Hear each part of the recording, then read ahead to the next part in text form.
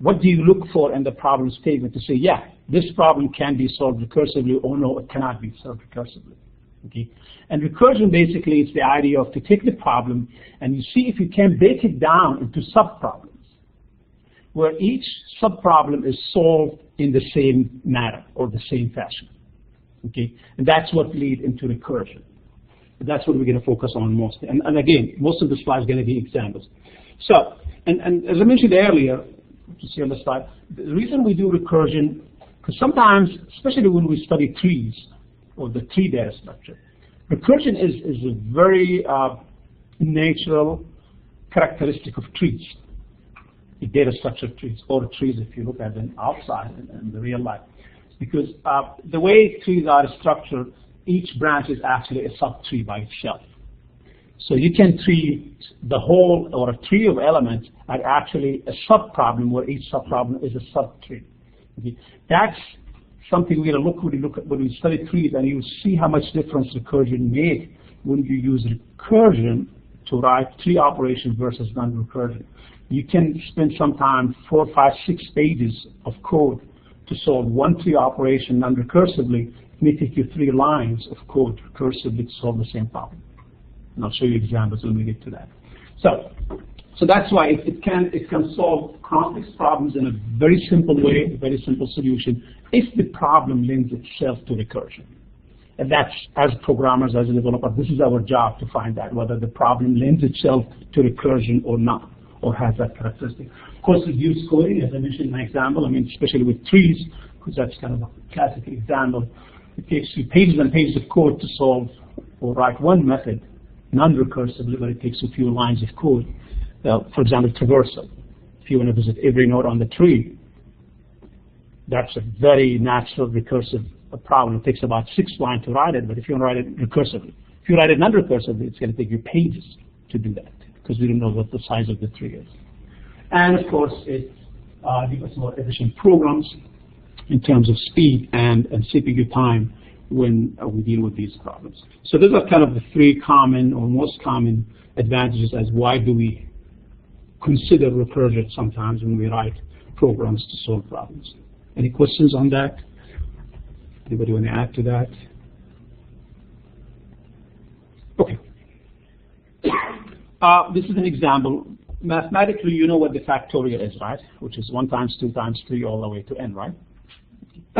This is a natural and a classic example of factorial problem. Mathematically, we would write it. I don't know if I can annotate here or not. Let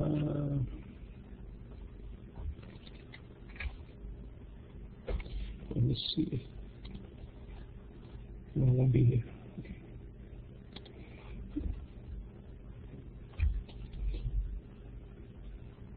Oh, I'm not here. Okay, so we'll leave annotation here.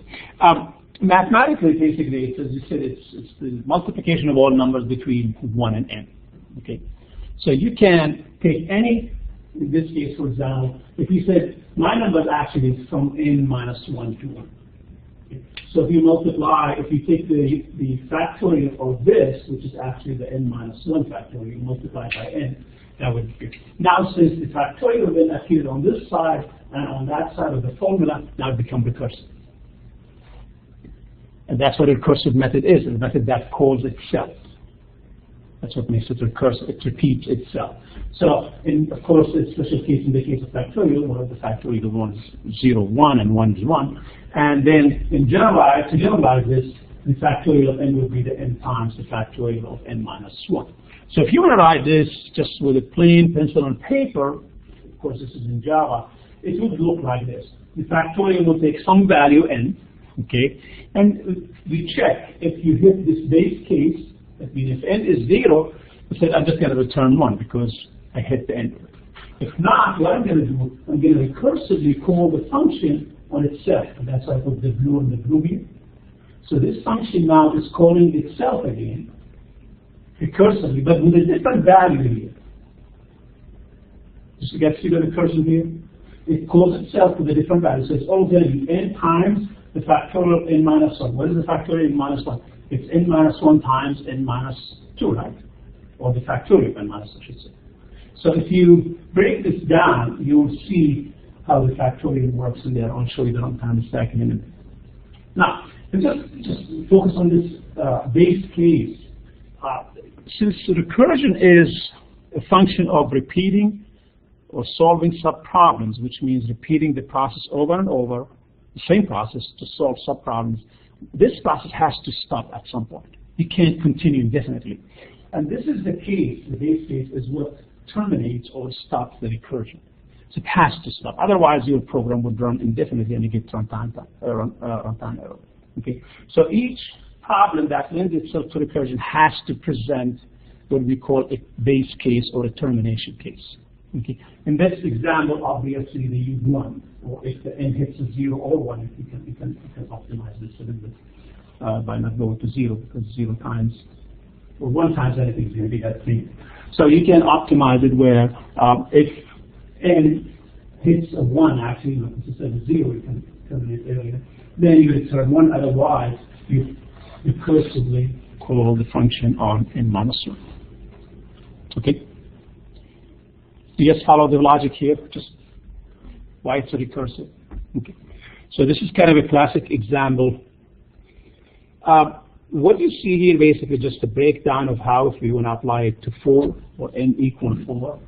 As you see, I'm doing factorial 4, then it's going to be 4 times the factorial 3. You take this and you break it down, it's going to give you the 3 times factorial 2. The factorial 2 is 2 times factorial 1, and so forth. And then you'll see the multiplication continues to that. Now notice how, if you come down this way, it's expanding, until it hits the base case, and then it starts contracting. This is what we call the rewinding. Just you're rewinding the process, which is the return. And I'll show you that in terms of the runtime stack. So this would go all the way down until it gets you to 24 as the result. Okay. Questions on how this works? Okay. Now, let me switch to here. Let's see if I can get something. Okay. How many of you familiar with the term activation record? Anybody heard this term before? Activation record. This is a term we use in the design of programming languages to basically indicate the memory space the compiler allocates when you call a method inside a language. And that activation record would include all the local variables for that method, the parameters. So it could be if the method takes parameters, that would be space for these parameters. If the method has local variables, they would be part of the activation record. If the method has any local data structures like arrays or records or static or array lists, then it will also be part of the record. And of course, it has some other information stored in this record. That's why they call it activation record, because it's actually composed of different fields. Okay. So each time in a language, the program make a call to a method, the compiler would create an activation record and put it on the runtime stack. I'm sure most of you heard of the term runtime stack. Runtime stack is basically, it's a stack that keeps track of all these activation records to tell us what is the most recently called method, or what is the most active method. And the stack would look like just like this, and you have these activation records on top of each other. That means if this is your main method, which is the first activation record for the first method you run, then if main called method A, then the activation record with A would be there. Then from within A, suppose you called B, then will activation record of B will be put on the stack, on the runtime stack. So B is currently running. So suppose somewhere in B you called method C. So now C is active, C goes on top of the stack. Okay, and so forth. So when C finishes, the compiler and the operating system, they will remove C from, or the activation record of C from the stack. That's when you're going back to where you came from, which is B. So now B is on top of the stack. When B is finished executing, then the control goes back to A, which is where we came from. Just like you have, like a chain. You move from one room to another, and you go back the same path you came from. Okay? And of course, when the main method finishes, the activation record of the main method gets disposed or deallocated. This is the proper term, and that's when the program execution ends. So, how does that relate to the recursion? So let me go back here. Need to go back here and go back to the slide.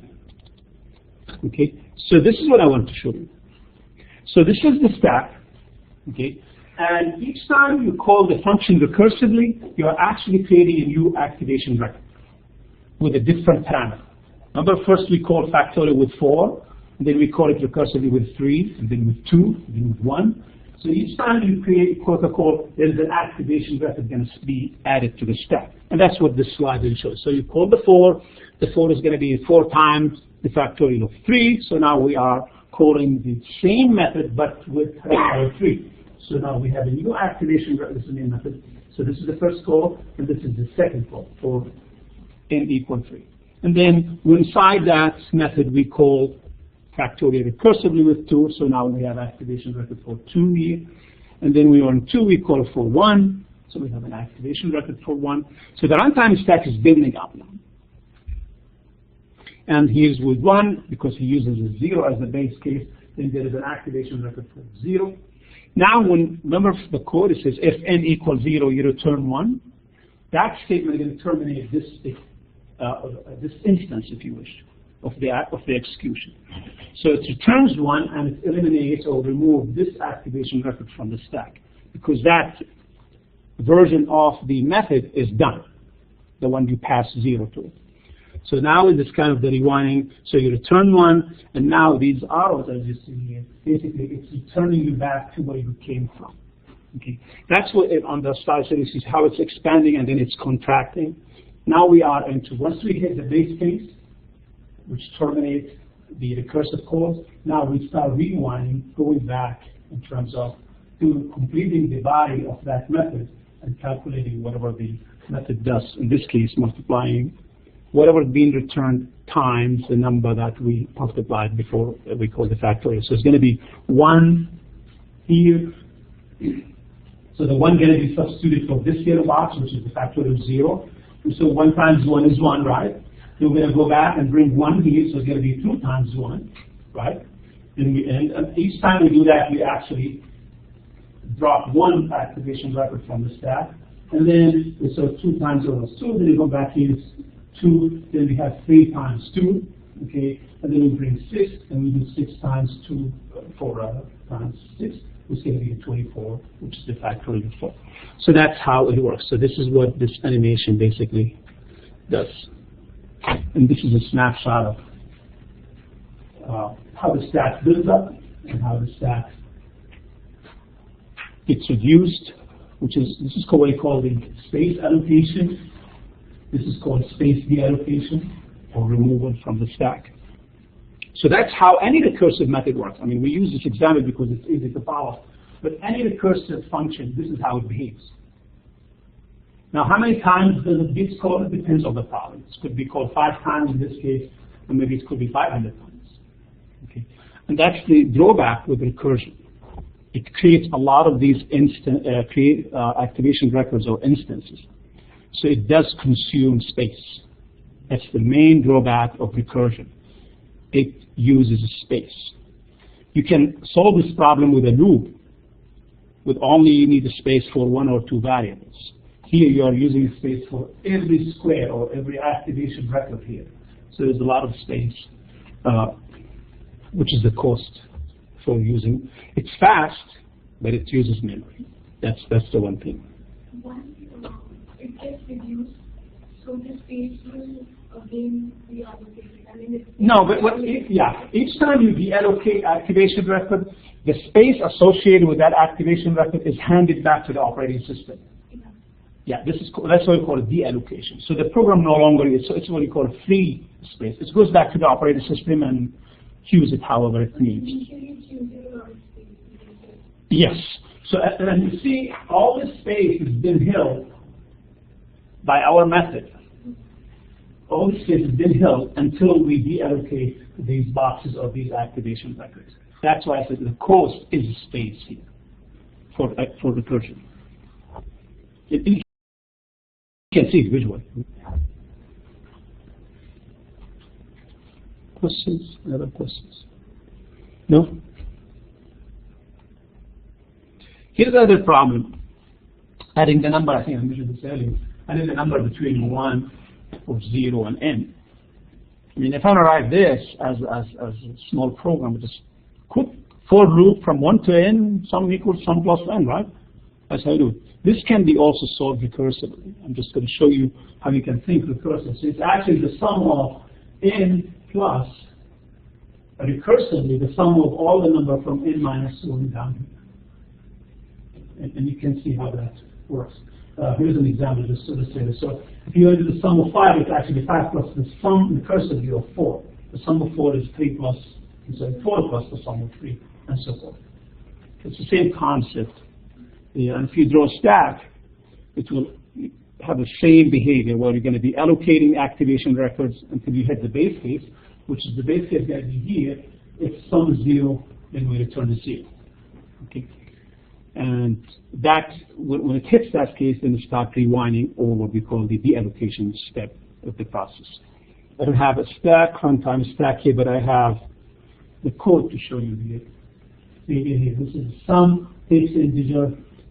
If I hit the base case, that means if it happens to be 0, I'm just going to return 1. This is what terminates the recursion. If not, I'm going to always recursively call this function from within, but with different parameters, and of course I'm going to add it to the value before.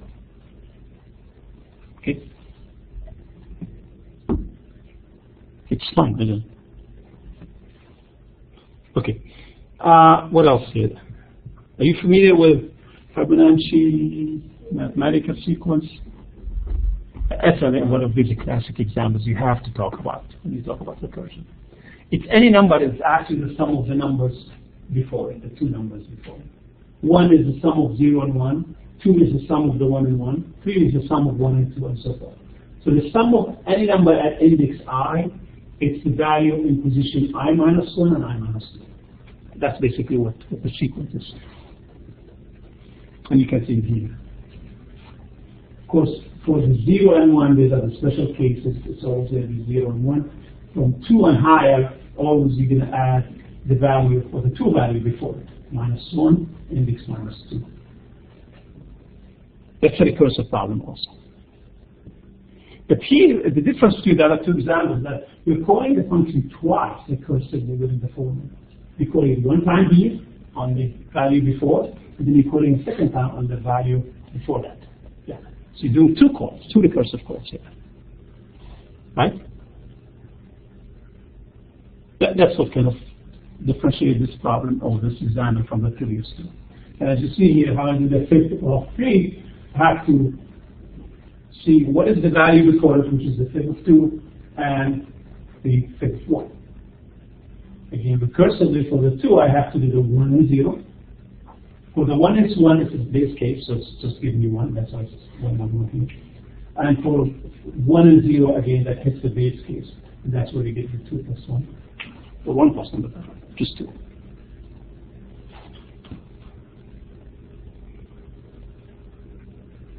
That's for the fifth. Position 1, 2, 0, 1, 2, 3, 4. Position 3. This 3 corresponds to the index here. So the value in position 3, this is the index. In position 3 is the sum of the index or the third value for the 2 indices before, which is the 1 plus 1, 2, which is that one get to here. Okay. I think I have a diagram. Yeah, this just shows you a tree diagram or representation. That's why there are 2 recursive calls. Each yellow box here you see on this diagram is actually a recursive call. So to do the 4, you have to do 2 recursive calls, which give you 2 branches of this tree here, and so on. So if you draw the runtime stack for this since in computers things are executed from left to right, so it's going to hit the first recursive call. It has to finish this whole side of the tree first on this. So you have a whole stack, runtime stack for all this side. Okay, when all this finishes, all this going to be reduced into one value, and then it works on the second one. Those who worked with expression evaluation, when you write a formula like x equal a plus b times c, how does the compiler evaluate that? It's always from left to right. It uses the precedence for the operators. So do the multiplication first, for example, and then it comes back and it does the addition and so forth. So the same thing here. So this is addition. So it has to do the first one first and then the second one. So the runtime stack will not look as straightforward as the one we did earlier here. It's not going to be like this, because you have two calls at the same time. So they're going to be interchanged. So you just take a pencil and paper and just track it one call at a time and see how. So we go here to the main, then you get flip for this one instance, then flip 3 will be on top of the stack now, which is going to call step 2, now it's on top of the stack, which is going to call step 1, which is on top of the stack. This ends, so now put flip 1, 0 rather, on the stack, right? It finishes, it goes back, it puts flip 1 on the stack now. It's finished, it goes to other calls. Then deallocates that, and it goes back here. And now finishes the 3, so this whole side is done. Now adds or pushes the flip 2 on the stack, which causes 1 to go on the stack, has to finish, gets removed, and then the 0 is added to the stack, it's removed, then you come back and you remove this one, and then you come back and you return whatever this plus that as the flip for 4. Try that with a pencil and paper. Just follow the arrows. Call, return. Call, return. Call, return. If you follow these arrows, you'll see now how the runtime stack would work. Any questions on that?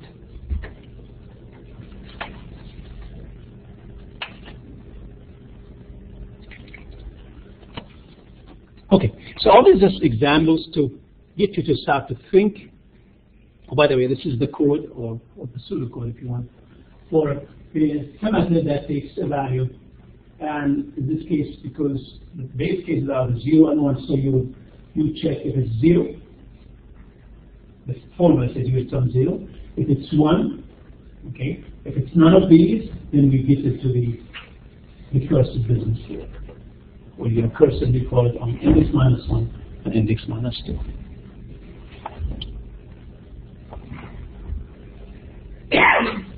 Okay.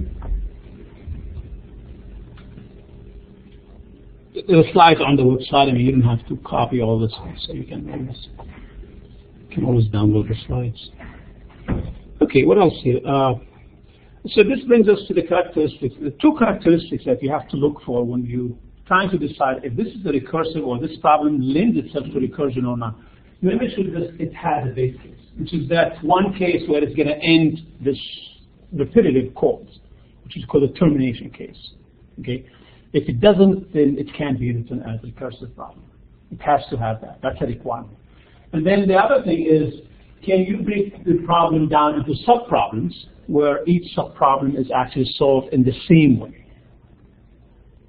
So drinking of tea is basically just a sequence of many sips.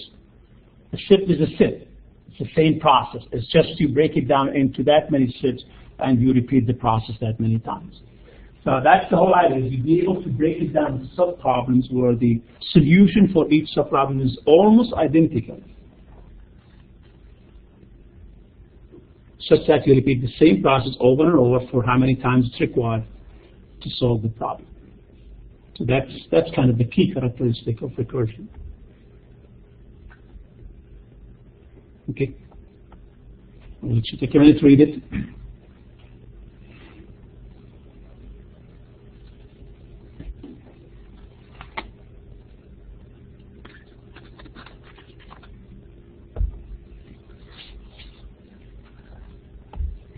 When it says with it's in the same nation, but it's in a smaller size, This is in reference to what you've seen in the examples. For example, notice here each time, no, let me go back, maybe it's more clear here, or here maybe. Okay. See, each time you do a recursive call, look at the value, how it's decreased. That's what I mean by it's a smaller size problem.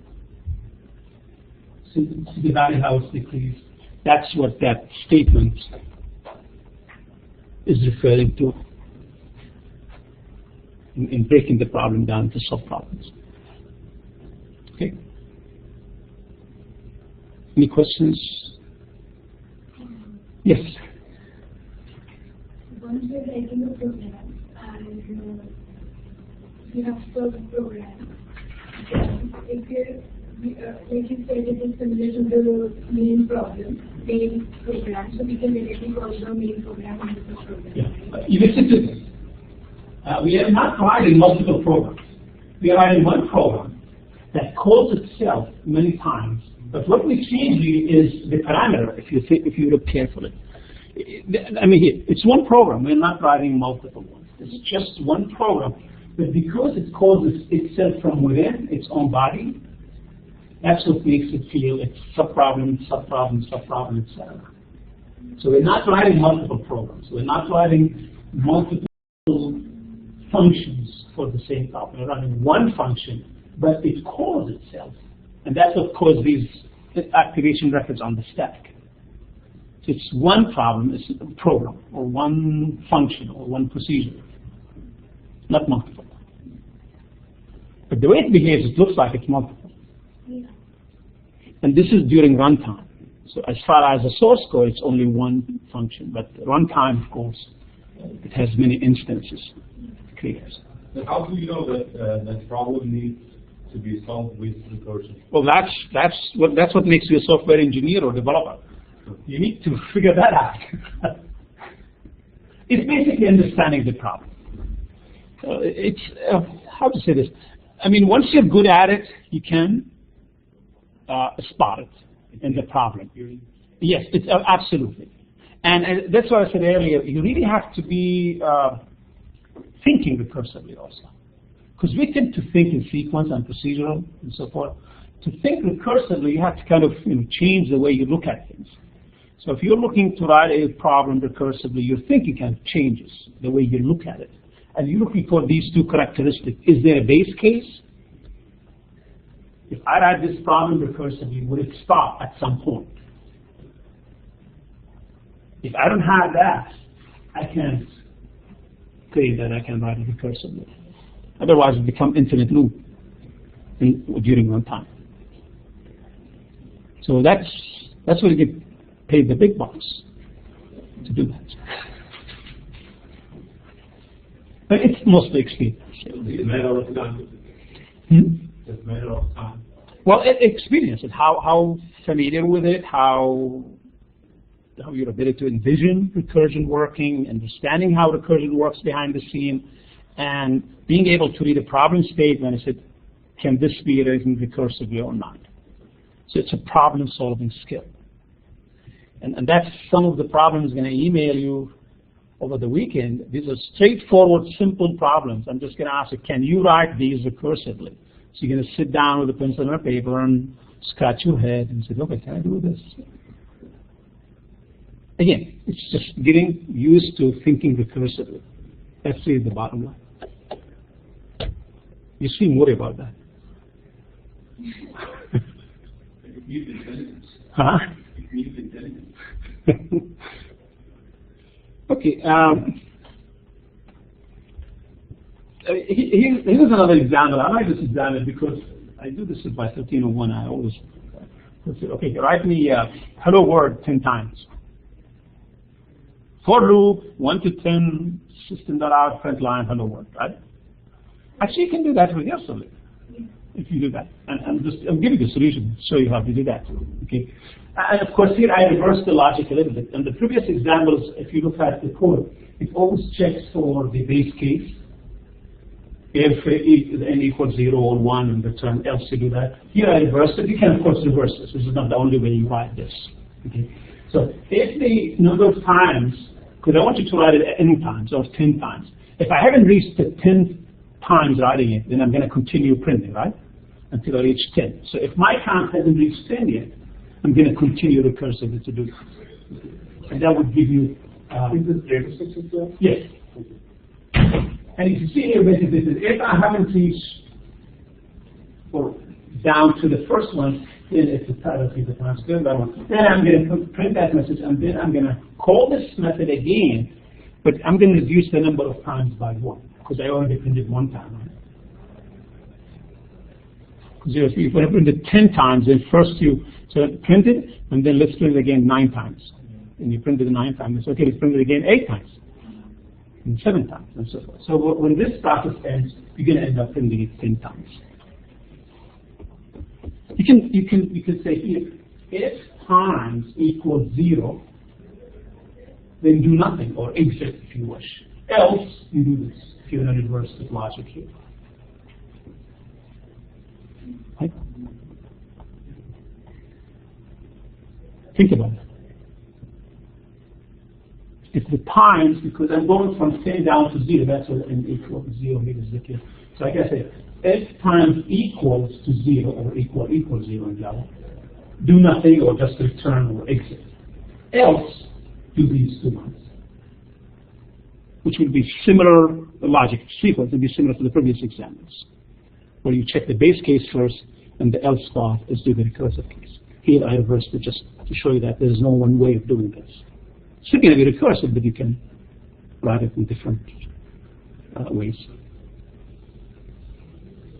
What do you think? Will this work? Should. Yeah. Yeah. This is exactly what it's going to do. It's just going to, whatever the message is here, it'll work. Whatever message you pass, it's going to print it that many times recursively. Okay, so that's example. So I can't ask you to do this now. I have to find something else. Okay. How many of you know familiar with palindromes? That's another classic example. You know what a palindrome is? A string that reads backward and forward, like mom, dad. If you read it backward or forward, it reads the same thing. Or race car. Yes. Palindrome, yeah. Actually, if you Google palindromes, there is a website, I've seen it, that has all kind of palindrome expressions in alphabetical order, A's and B's and C's. So the idea here is the point is, if somebody asks you, read a string and check if it's palindrome or not, meaning if it reads backward and forward the same. Okay. How do you do that? The idea here, let me flip here and let me go here. Again, this technology. New page. The idea here is like race car. Race car is a palindrome string. Okay. The idea here is to start from one end of the string and the other end. Okay. And check and compare the letters in the corresponding positions. And you move forward this way and this moves that way. Okay? And as you find or you continue to find matching letters, you're in good business. Okay? Until you hit the middle of the string or these pointers cross each other. So this would point here, depends if it's even length or odd length, and this is pointer. So if the 2 points are crossing each other, and we haven't seen any mismatch, then we are okay. That's a palindrome. Okay? But if we, on the way, as we go from both sides inward, if we find a mismatch, if this was like B, for example, and this was A, that's a mismatch. So we know, we declare this is not a palindrome. Okay? So as long as they match and we hit the middle character, or if it's even, if they're going to cross, then this is a palindrome. Okay? So that's the idea of palindrome. And this is actually a recursive problem. Why? Because you're doing the same process. You're taking one character from one end and one character from the other, and you're comparing them. So you're actually dividing this problem into sub-problems. So that's one step. Then the next time you take the second character, which is the same thing. You take a character, and you compare it. So that's where the recursion comes in. You're doing the same thing, except you're repeating multiple or many times, depending on how long is the string is. Okay, that's the recursive aspect of that. So you can write this in different ways. So I have to go back here now.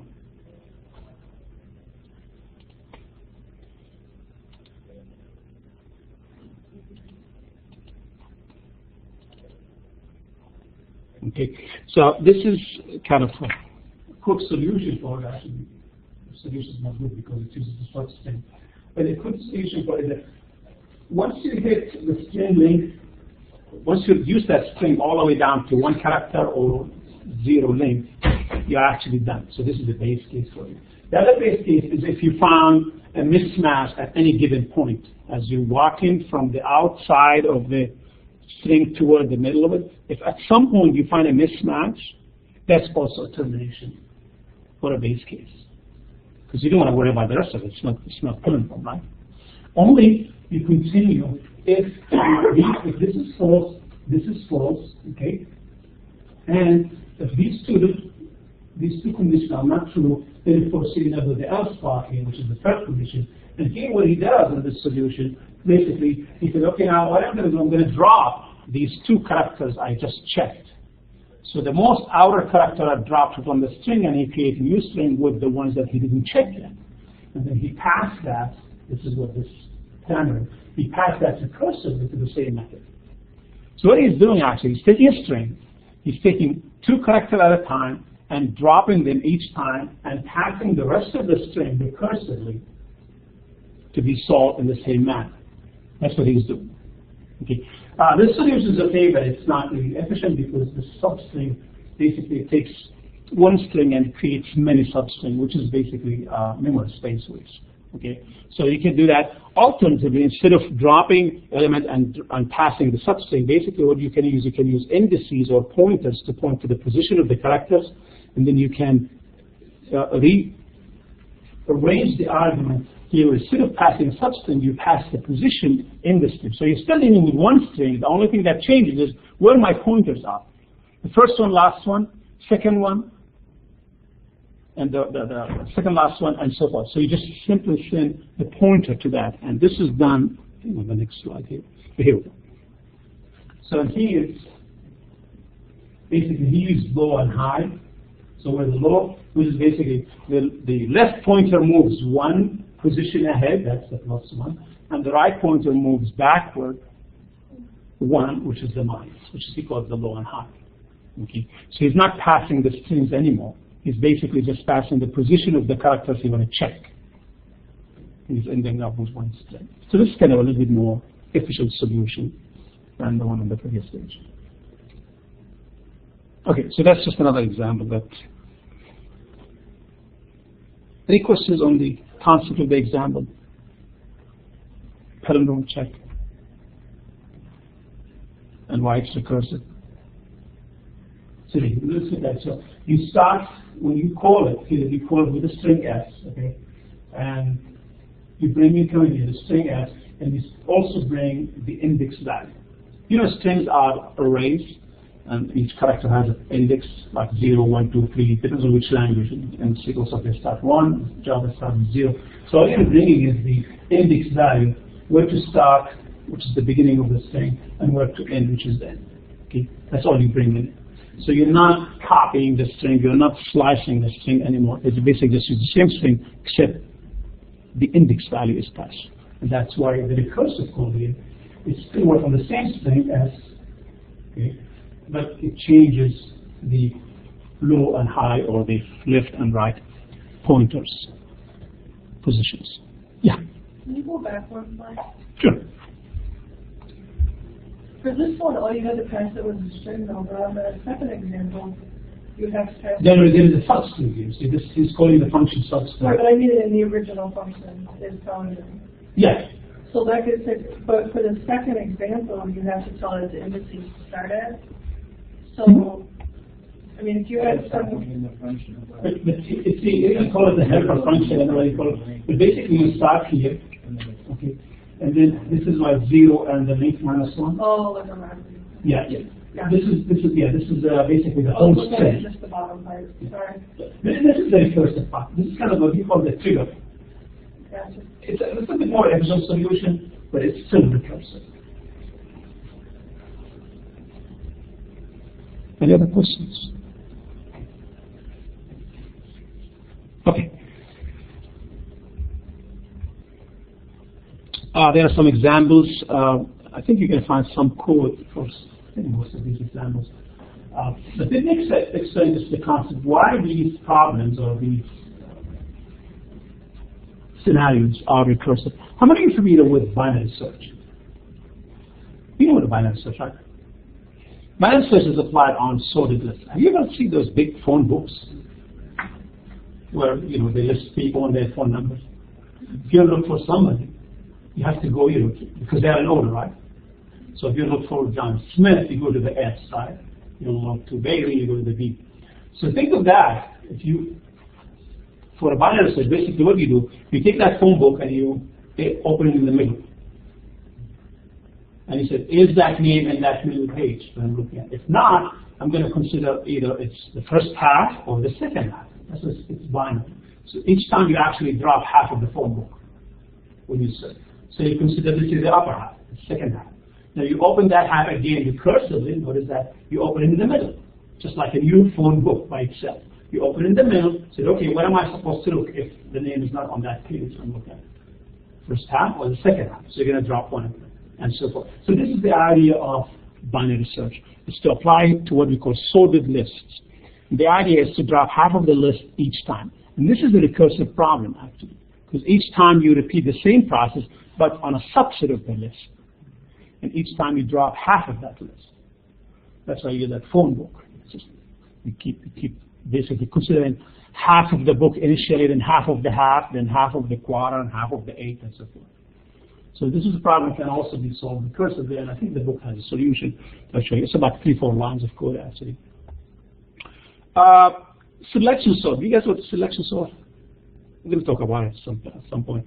Selection sort basically is you have a list of elements that are out of order, like a class, let's say a list of names or numbers, and you want to sort it in ascending or descending order. Let's say you want to sort it in ascending order. So what do you do basically here is say, okay, I'm going to go scan the list visually. I'm going to scan it visually and find the smallest value in the list. I'm going to swap that smallest value with the first value in the list. What happens here when I do that? I got the first element in the list in its right position, right?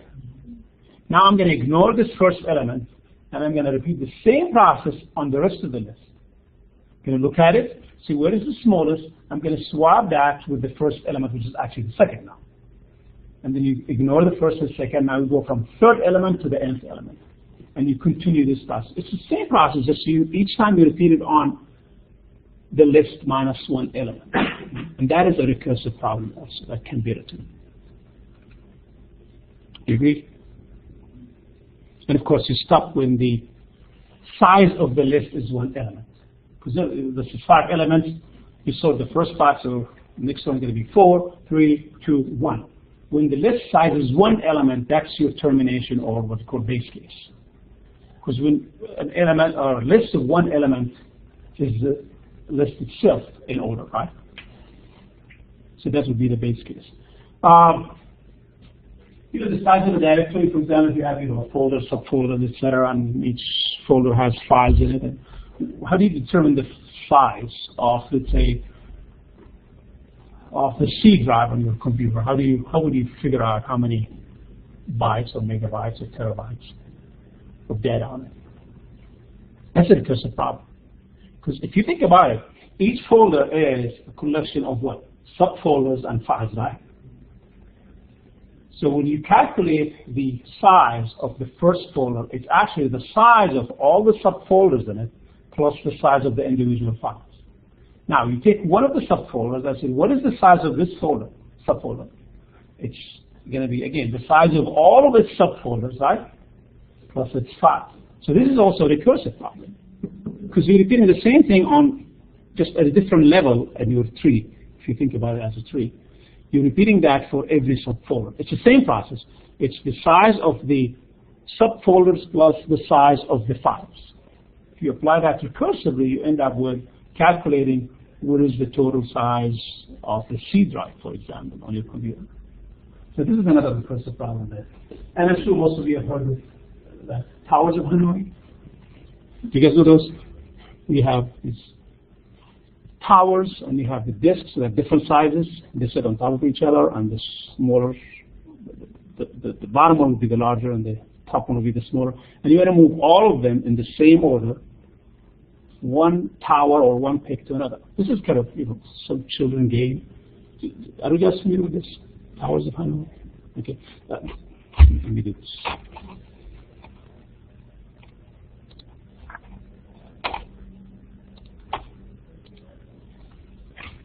Basically what it is, you have 3 pegs or sticks here, and you have disks, 1, 2, 3, and you want to move these guys just exactly in this order here, such that these conditions, well, I'll flip the slide later, such that the conditions that you can't have a larger disk on top of a smaller disk, and you can move only one disk at a time.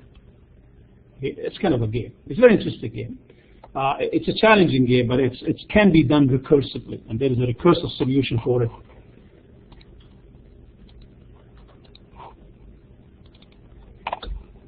These are the conditions for this. You have to label them 1 through A and A, B, C. Then this can be on top of the smaller one. All this has to be initially placed on tower A, obviously, and then you can move only one disk at a time. How will you do it? It's a complex problem, but actually recursively can be very easily solved. And the book has some nice diagrams and explaining that, so that's worth looking at, just to get you to think recursively as well. Any questions about these examples? And I'm not going to ask you to do any of these. I'm going to have my own examples or my own problems, because the book gives you the solutions to all of them. So you just need to read them. Okay, any questions, any comments? Remember when I started, I said the first instinct to solve some of these problems is just to write a loop. For I 1 to 10, sum equals sum plus I. Okay. Recursion is actually repetition. It's just that with loops, there isn't much space used. So that's, I was saying earlier, that the cost or the overhead that comes with recursion is the space, because of the multiple instances of the same method, or what we call the activation records, being created and allocated on the runtime stack. So that consumes memory. So that's the drawback of recursion. The advantage of it is speeds up things. It allows us to solve complex problems in a very neat and easy way. That's really the advantage of that. And we're going to see some of that when we study trees, or the tree-dead structure. Okay? I think this is the last slide. This is terminology, just in case you hit that somewhere in the book, or some of the tailed recursion versus non-tailed recursion. This is just terminology some authors use, whether the recursive call within the method is the last statement or not. If it's the last statement, they call it tailed recursion. If it's not, they call it non-tailed recursion. Meaning that when you, let me flip back here. Let's go back here. Let me get a new page. So if this is your recursive function, and the recursive call happened to be at this point, and there are some lines of code here and lines of code here, when you branch out at this point. So when you come back to this instance, where do you come back to? You come back to this line right here, right? That's when you have to complete. This is a non-tailed recursion, they call it. That means that instance of the function has not completed its execution until you get the return. Okay. In the case of, if the recursion call is the last statement, if the recursive call is the last statement, when you return, you have no business to do in the method. So it basically takes you back to the other instance, which also takes you back. So basically this is going to always be like an exit way. That's what they call it, tail recursion. So So that's really the difference between them. For you and I, and the program doesn't make a difference because all this is managed, whether the method completed its execution or still some lines of code need to be executed. That's the compiler's business and the runtime machine. It's just a matter of terminology that we used in the book, in our book and in the other books as well. So I'm going to go back here, and I think this was my last slide. Yeah. Any questions? Any comments about recursion?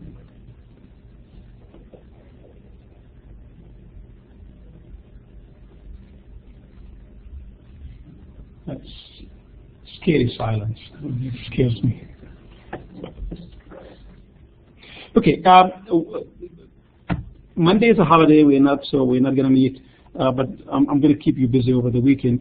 So I will send you a few, maybe 3, 4, just scenarios, just like those we went over, and ask you, can you write those? Not in code, not program, just pencil and paper. Can you write it in a recursive fashion? And see what you can do. Just to get you to think about it. Okay? Any questions, any comments? Yes, sir. Did you already post the slides? Yes, the slides are posted on the web page. This is, I don't think any of you are in the W01 section, the online section, but this tool will record the lecture and post it automatically on D2L. If you are not enrolled in that section, I'm not sure how you can access that, so I have to investigate that. But the recording will be for those who are in the W01 section, because those students will be able to log in and see the recording.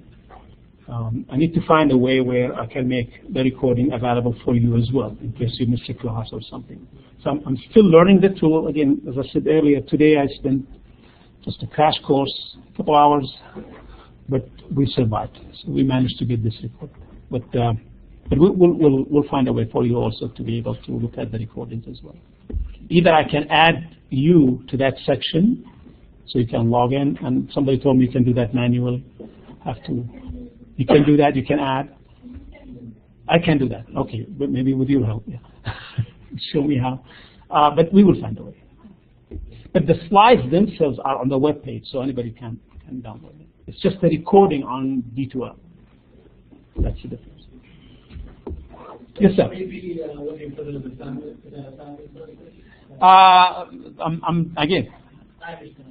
I'm doing it as I'm going along, but hopefully this is a long weekend, so I'll be a week or two ahead of you guys in terms of material. So, but we will give me a couple of weeks to catch up. Actually, to be ahead of you for a couple of weeks. That's all I need. Okay, any questions? So if you could download the slide if you want, look at the examples, or you can just grab the book and read chapter 18 and think recursively. It's fun actually, so but just need to do it. Okay. Okay, let's see. How do we record here now? I think you go here. How can you communicate in here? Email. I'm always on email. And you're not in, but those who are listening to us, if you are on D2L, please do not email me from D2L, because when I reply, it bounces back. So you have to send your emails from student Kennesaw@kennesaw.edu. Or just reply to the emails I send you, because I will be sending them to your emails from, I got from Dana for the registration system, which are your KSU emails, your official KSU email. I use those to communicate. So if you reply to my email, then we'll be okay. We'll be in communications. Any other questions? Okay. I'm going to stop.